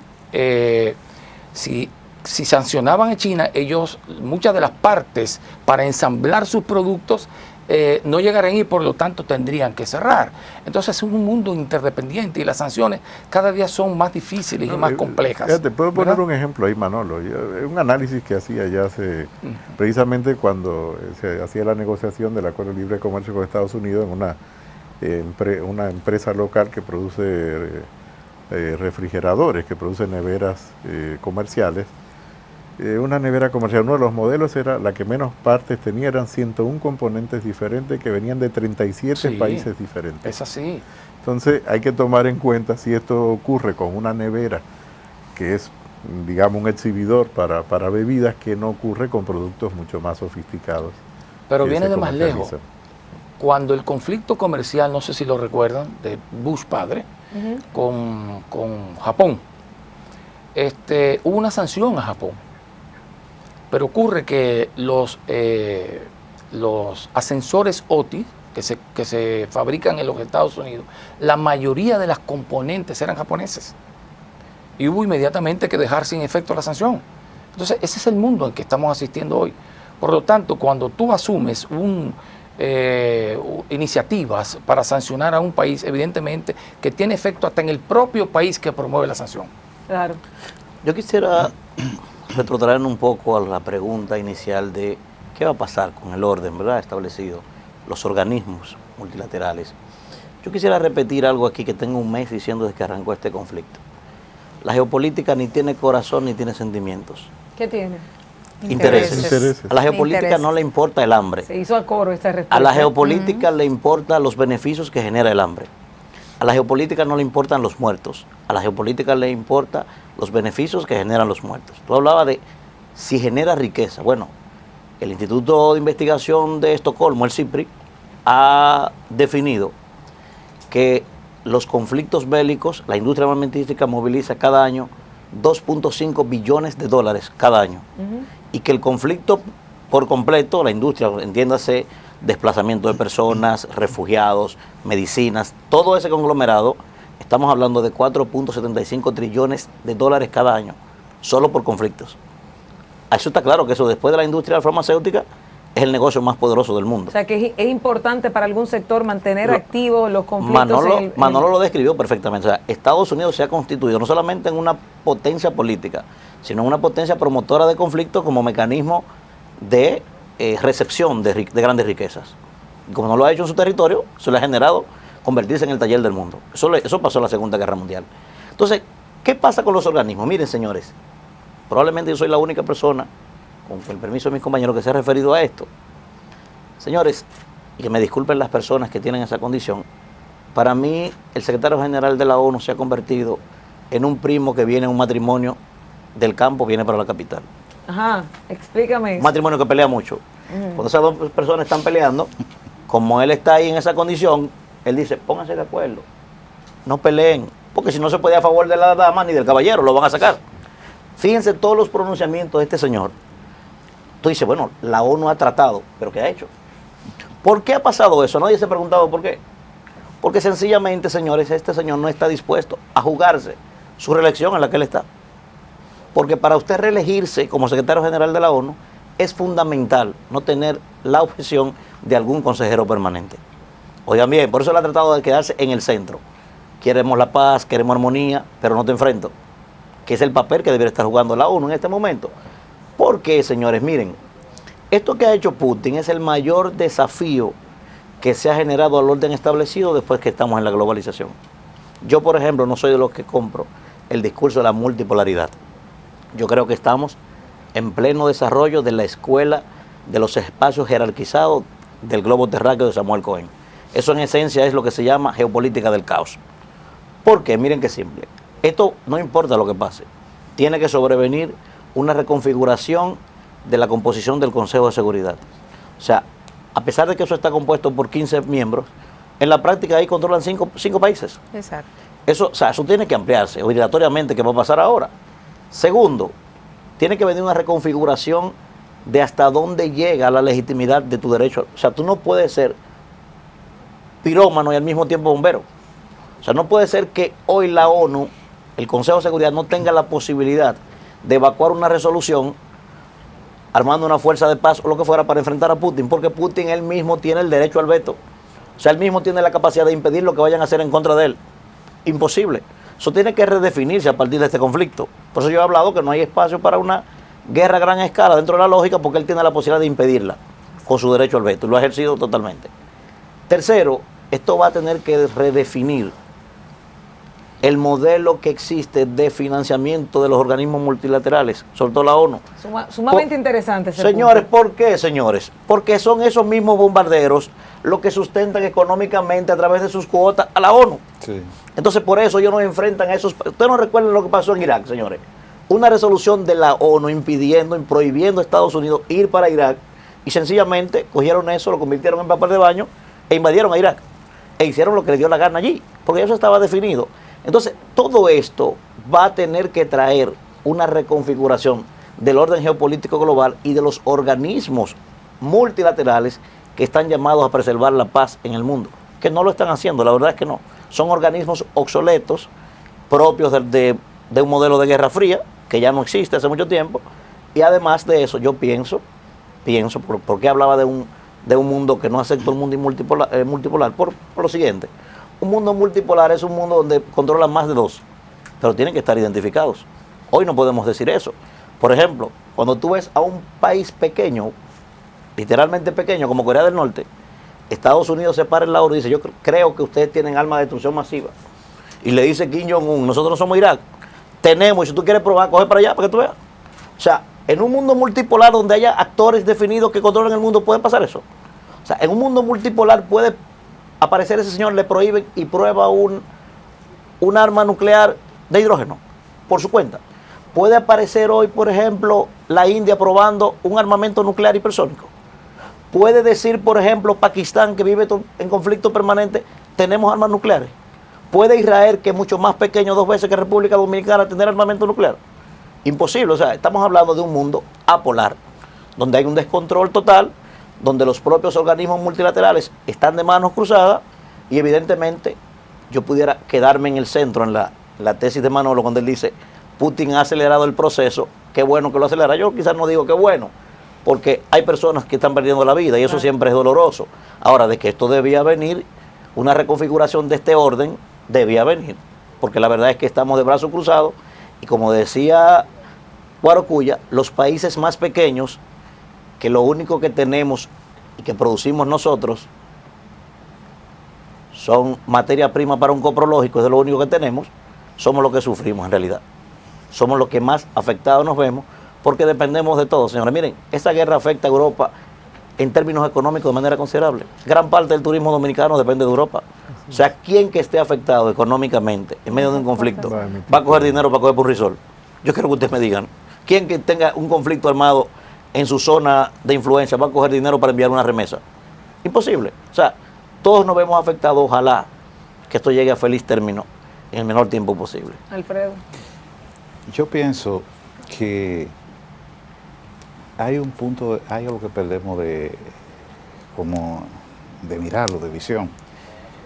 Siempre las superpotencias se han repartido las zonas de influencia, y el derecho internacional o el orden internacional ha contribuido a precisamente preservar esas zonas de influencia. Lo vemos a principios del siglo pasado, cuando se reunieron de Reino Unido y de Francia y de Rusia, y se repartieron el mundo. De ahí los problemas con las fronteras de Palestina y este tipo de cosas por allá.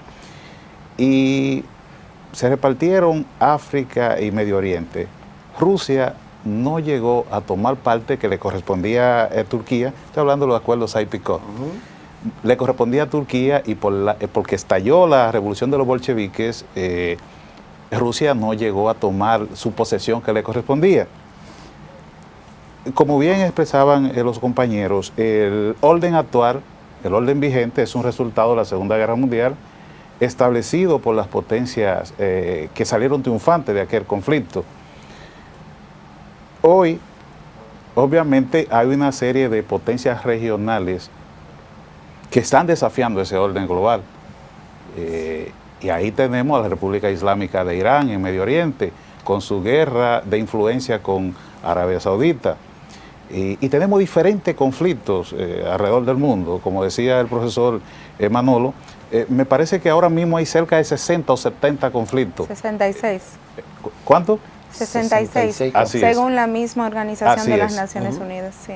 Entonces, En curso. Sin respuesta, incluso. En curso. Entonces, esto está indicando que el orden global que surja de esta situación debe de ser más equilibrado, debe de ser más cónsono con la realidad de poder que hay hoy.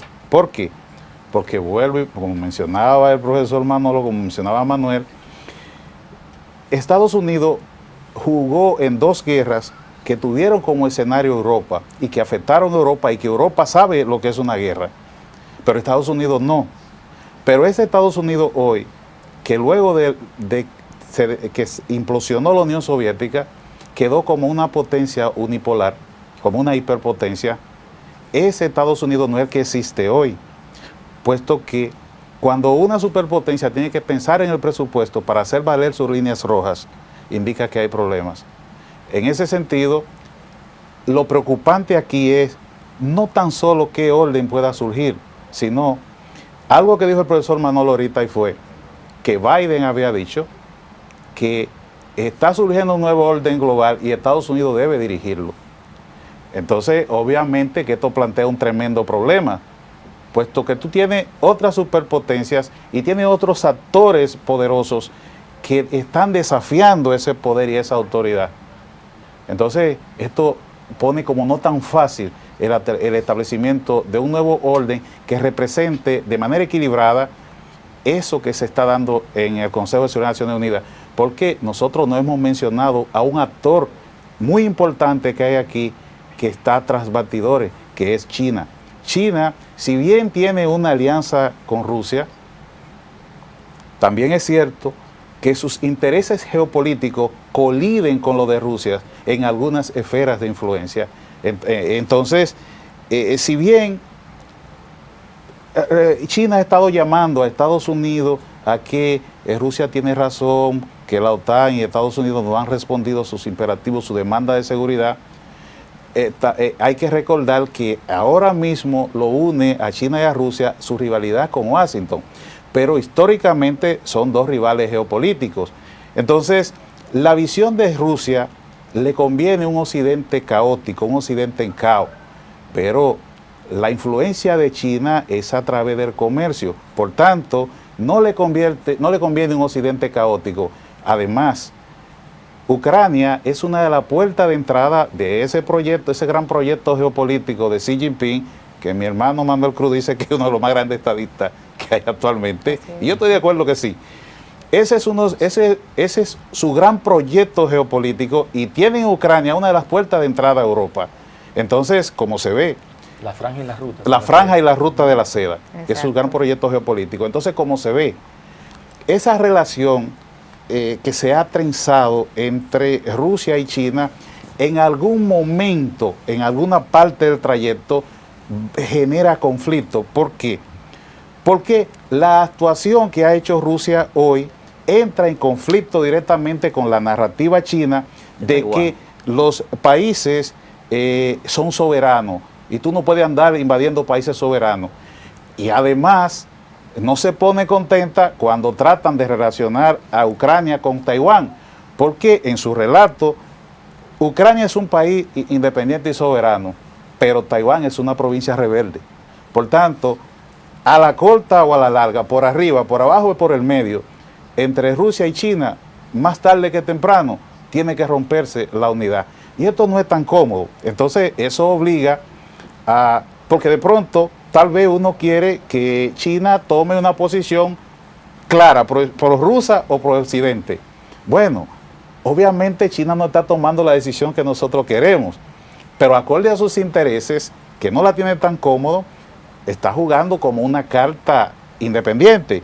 Y entonces, en función de sus intereses, debemos estar atentos cuáles serán sus siguientes movimientos. Bueno, ojalá que sí estemos atentos, pero sobre todo, que dejo la pregunta en el tintero, ¿cuándo se avisora el final de este conflicto y quién será el héroe tal vez de esto? Vamos a una breve pausa. Cuando regresemos, seguimos aquí compartiendo y analizando esta situación, guerra en tiempos de paz.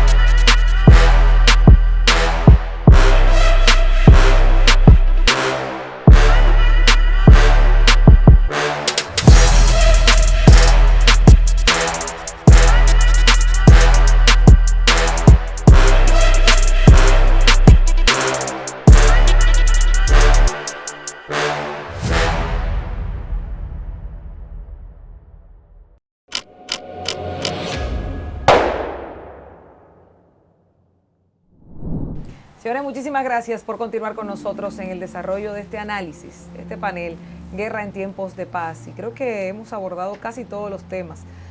Aquí, a modo de reflexión, quiero que cada uno de ustedes me den sus impresiones, sobre todo en el contexto en el que vivimos. Nosotros no estamos ni cerca de Ucrania, pero ya hemos hablado ampliamente de cómo nos afecta a República Dominicana. Y la pregunta para cierre y para reflexión, ¿ustedes visualizan algún final cercano de este conflicto? Sí, yo pienso que si bien el presidente Zelensky rechaza algunas de las demandas de Rusia, yo pienso que una solución que debería de estudiarse pasa por buscar, y ya lo expresó, que Ucrania sea declarada neutral, y debe de irse haciendo la idea de que parte del Donbass quede en posesión de Rusia, mucho antes de que Rusia pueda copar todo el sur, porque si conquista todo el sur, perderá el acceso al Mar Negro, y esto es muy importante porque es la salida que tiene al mar Ucrania. De manera que la manera más simple que podía, un hecho histórico que podía servir de ejemplo a esto, es la guerra de Finlandia en 1939, donde a pesar de la Unión Soviética invadir a Finlandia, pudo, en una guerra muy similar a esta, perdió parte de la Carelia, pero el patriotismo y las oportunas negociaciones hicieron que Finlandia mantuviera su soberanía y desarrollar esa democracia pujante que tiene hoy y ese grado de desarrollo. Entonces, esto debería de servir de ejemplo para que en Ucrania avancen unas negociaciones de paz, porque mientras más se detenga, mientras más se retrase, hay más destrozos en aquel país y acelera una decisión repentina de parte de Rusia. De manera que creemos que en la historia tenemos ese ejemplo de Finlandia en 1939 por el territorio de la Carelia. Bueno, yo soy un poco pesimista. Sí, creo que hay que retomar la vía diplomática, porque retomar la vía diplomática daría la oportunidad, no para negociar con el presidente ucraniano, porque el presidente ucraniano no puede negociar nada, presidente ucraniano es un personaje que responde a Occidente y hará todo lo que le diga a Occidente. Yo pienso que las grandes fuerzas, potencias, Estados Unidos, Rusia y la propia China, que es un actor que no vemos, tienen que sentarse y retomar, como dije, la vía diplomática para buscar una solución de momento.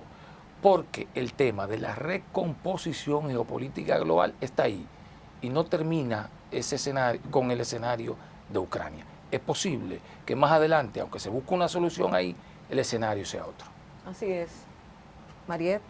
Bien, yo quisiera retomar algunos puntos que hemos mencionado aquí para concluir. En primer lugar, el fin no justifica los medios. Se supone que la humanidad nunca quiere guerra, independientemente de que hay 66 estados en condiciones de enfrentamientos bélicos armados. Pero ahora mismo el mundo, como hemos contextualizado la situación post-pandemia, no está en la condición de guerra. Y lo dijo textualmente Biden cuando le preguntaron si era que Estados Unidos estaba debilitado.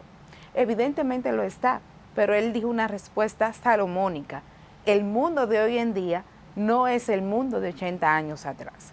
Retomando eso, tenemos que tener en cuenta que de mantener, no podemos nosotros decir aquí si va a continuar el conflicto o si se va a detener, porque no sabemos cómo van a reaccionar los estados que forman parte del conflicto. Segundo, el tema humano, el derecho internacional humanitario, que ha sido violado desde todos los puntos de vista, que son ya crímenes de guerra, porque se han tocado escuelas, hospitales, que hablamos de más de 10 millones de refugiados ucranianos en todos los países que le han abierto puertas. Otro tema a considerar es si realmente esto implica un cambio en el orden mundial. ¿Por qué? Porque desde 1992, cuando era entonces secretario de Naciones Unidas, Boutros Ghali está planteando una reforma a la organización y al Consejo de Seguridad, y así le siguió Kofi Annan, y así le siguieron varias propuestas para el año 2004, el G4, la Unión Africana, entre otros. Entonces, realmente, ¿por qué esto no pasa? Bueno, por el poder de veto. Entonces, el tema aquí a analizar sería, ¿es o no eficaz el poder de veto? Y como citaron los compañeros, la organización no puede cumplir con los fines por los que fue creado, porque Rusia veta cualquier acción en su territorio. Entonces, bueno, sería muy difícil vislumbrar ahora mismo un término a este conflicto. Yo me iría más al pensamiento de Berzinski, que es declarar a Ucrania como una zona neutral para poder hacer un cese al fuego y retomar las negociaciones diplomáticas entre las partes. Loro Cuya. Mira, yo a diferencia de Manolo, yo soy un optimista. Qué bueno. Moderado. Me gustan los optimistas. Moderado pero optimista, en el sentido de que va a llegar un punto donde la negociación se impone. Y yo creo que tú has dado la clave citando a Berzinski, porque el conflicto no se va a detener, por lo menos de parte de la motivación que tiene Rusia, hasta no tener las garantías suficientes de que efectivamente Ucrania, o sea bien porque la controle directa o indirectamente, o porque efectivamente se llega a un punto de equilibrio donde Ucrania y todo ese territorio que hace frontera con Rusia, que no solo es Ucrania, está Georgia, está Bielorrusia y podemos seguir citando otros países, no representen ningún tipo de amenaza para Rusia con una expansión potencial de la OTAN hasta esas fronteras. Así que probablemente volver a una situación de, digamos, difícil a la preguerra, porque ya hay destrucción, hay muerte y toda guerra siempre tiene que ser condenable, pero sí a una situación donde pueda paralizarse la guerra y volver a reconstruir Ucrania y todo el daño que se ha creado a este país, pasa necesariamente por dar esas garantías de que efectivamente Rusia se siente segura en esa franja que le hace frontera. Interesante. Manuel. Miren, yo quiero yo quiero quedarme dentro de los optimistas también. No tenemos forma de volver a George Kennan, no tenemos forma de volver a Henry Kissinger. Ya Rusia se siente cercada.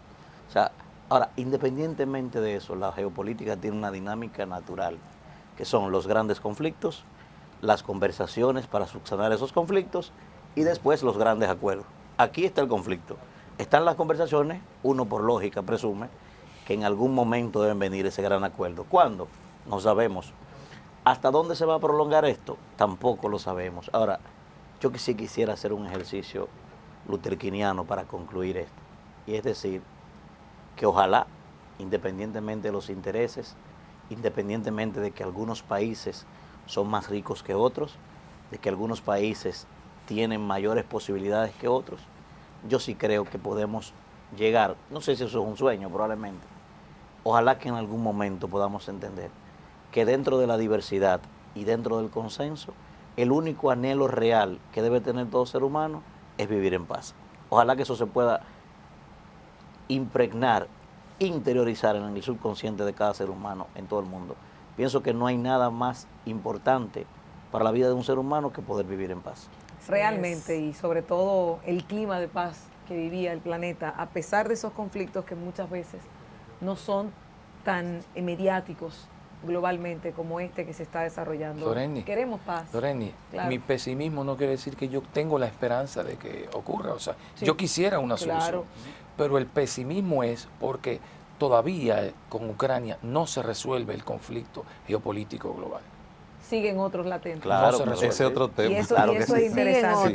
pero les digo algo, lo interesante de que siguen otros temas es que podremos tener otros debates, otros paneles que analizar aquí. De verdad, muchísimas gracias a todos. Gracias al profesor Giovanni Báez, que estuvo también compartiendo una parte de este panel con nosotros. Gracias a Marieta Espinal, Guarocuya Félix, a Manuel Cruz, Alfredo de la Cruz y sobre todo a Manolo Pichardo, a todos ustedes que han participado con nosotros y que nos han enriquecido bastante a todo el pueblo dominicano con este conocimiento de ustedes y sobre todo con esa perspectiva de lo que está pasando en el mundo. Nosotros queremos paz y miren, les digo para cerrar que la reflexión mía es que a pesar de que conozco el contexto geopolítico y las situaciones que están aconteciendo, que dan al traste a estos conflictos bélicos, la parte que duele es ver cómo se retrata diariamente a una niña o un niño cruzando una frontera solo llorando sin sus padres, a una familia que tiene que dejar a su papá porque tiene que vender comida o porque tiene que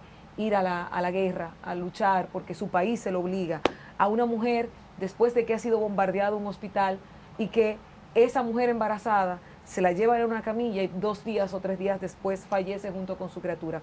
Lamentablemente no vemos todos los demás conflictos porque no han sido mediatizados de la misma magnitud, pero duele porque independientemente de sean blancos, rubios, negros o que sea, son seres humanos.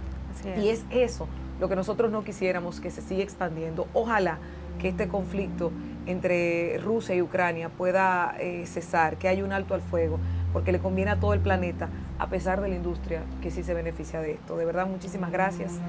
Nosotros agradecemos como siempre la sintonía de todo el pueblo dominicano y será hasta una próxima entrega de estos espacios especialmente preparados para ustedes.